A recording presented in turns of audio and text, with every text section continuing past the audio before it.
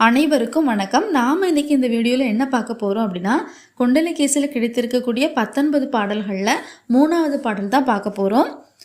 இந்த பாடலில் என்ன சொல்லியிருக்காங்க அப்படின்னா, ஒரே ஒரு வார்த்தை தான், மனம் தூய்மை உடையவர்களுக்கு இன்பம் கிடைக்கும். இந்த ஒரு கான்செப்டை வச்சு தான் இந்த பாடலை முழுசாக எழுதியிருக்காங்க.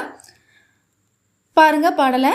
மனம் தூய்மையோருக்கே இன்பம் உளவாகும் எனல் வாயுவினை நோக்கியுள்ள மாண்டவய நாவாய் ஆயுவினை நோக்கியுள்ள வாழ்க்கை அதுவே போல் தீயவினை நோக்குமியல் சிந்தனையும் இல்லா தூயவனை நோக்கியுள்ள துப்புரவும் எல்லாம். மனம் தூய்மையோருக்கே இன்பம் உளவாகும், இதுதான் கருத்து. முதல் லைன்லேயே சொல்லிட்டாங்க. அதுக்கு ஒரு எடுத்துக்காட்டு போல 4 வரிகள் கொடுத்துருக்காங்க, பார்க்கலாம். வாயுவினை நோக்கியுள்ள மாண்டவய நாவாய்.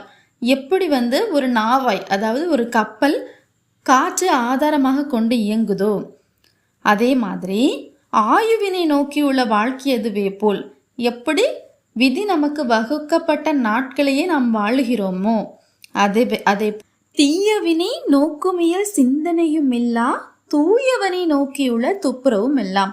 அதாவது தீயது செய்ய வேண்டும் அப்படிங்கிற எண்ணம் தன்னுடைய சிந்தனையில் கூட இல்லாத ஒரு தூயவனை தான் ஆதாரமாக கொண்டு இந்த இன்பங்கள் எல்லாம் சேரும் அப்படின்னு சொல்லி முடிக்கிறாங்க. அருமையான கருத்து இல்லையா? முதல்ல அந்த பாடலுடைய முதல் வரியிலேயே அவங்க என்ன சொல்ல வராங்க அப்படிங்கிறத சொல்லிக்கிட்டு அதுக்கப்புறம் கீழே எடுத்துக்காட்டுகள் மாதிரி கொடுத்துருக்காங்க. அப்படியே நம்ம 4வது பாடலும் பார்த்துடலாம். இந்த பாடல்கள்லாம் இன்னொருக்கா நல்லா ஞாபகம் வச்சுக்கோங்க. பௌத்த சமயத்தை நம்ம மனசில் வச்சுக்கிட்டே தான் இந்த பாடலை படிக்கணும். அப்போ தான் இதனுடைய பொருளும் அதனுடைய அழகும் நமக்கு நல்லாவே புரியும். இந்த பாடலை பாருங்க. போர்த்தல் உடை நீக்குதல் பொடி துகள் மெய்ப்பூசல் கூர்த்த பணியாற்றுதல் குளித்தழலின் நிற்றல் சார்த்தரிடு பிச்சையர் சடை தலையராதல் வார்த்தை இவை செய்தவ மடிந்தொழுகல் என்றான்.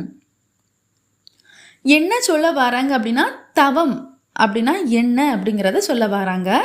அதுக்கு அவங்க எப்படிலாம் பிற சமயத்தை ஜாடமடைய சொல்கிறாங்க அப்படிங்கிறத இந்த பாடலில் பார்க்கலாம். போர்த்தல் உடை நீக்குதல், அதாவது போர்த்தல் என்ன போர்த்தல்? உடைய போர்த்தல், காவி உடையை போர்த்தி கொண்டு திரிதலும். நீக்குதல் இல்லை உடையே அணியாமல், சமண சமயத்தில் தீவிர பற்றுடைய சமண துறவிகள் எல்லாம் ஆடை அணிய மாட்டாங்களாம்.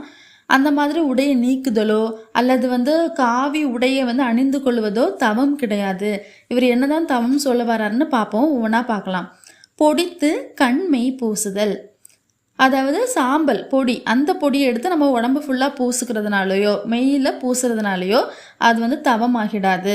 கூர்த்த பணி ஆற்றுதல், காலையிலே எழும்பி கடும் குளிரில் குளிச்சிட்டிங்க அப்படின்னா உங்களோடது தவம் ஆகிடாது.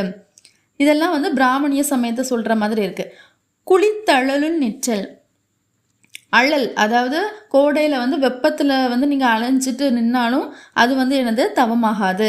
சார்த்தரிடு பிச்சையர், உங்களுடைய சமயத்தை சார்ந்தவர்களிடம் பிச்சை வாங்கி நீங்கள் உண்ணக்கூடிய ஒருவராக இருந்தால் கூட நீங்கள் செய்கிறது தவம் கிடையாது. சடை தலையராதல், உங்களுடைய தலைமுடியை நீங்கள் வெட்டாமல் சடை விட்டுட்டு இருந்தோன்னா உங்களை பார்த்தோன்னா பெரிய தவசீலரா அப்படின்னு கேட்டால் கிடையாது. வார்த்தை இவை செய்தவம் அடிந்தொழுகல் என்றான். அப்போ எதுதான் தவம் அப்படின்னா, மனம் பொறிகளின் வழியாக புலன்களிடத்தே செல்லாமல் அடங்கி ஒழுகும் ஒழுக்கமே எனது தவம். அதான் செய்தவ மடிந்தொழுகல் என்றான் அப்படின்னு சொல்லி முடிக்கிறாரு. அப்போ நம்மளுடைய மனம் இருக்கு இல்லையா, அது பொறிகளின் வாயிலாக சென்று ஆசை கொள்ளாமல் இருக்கிறது தான் தவம் அப்படின்னு சொல்லி இந்த பாடலை அருமையாக முடிக்கிறாங்க. ரொம்ப அருமையான பாடல் இல்லையா?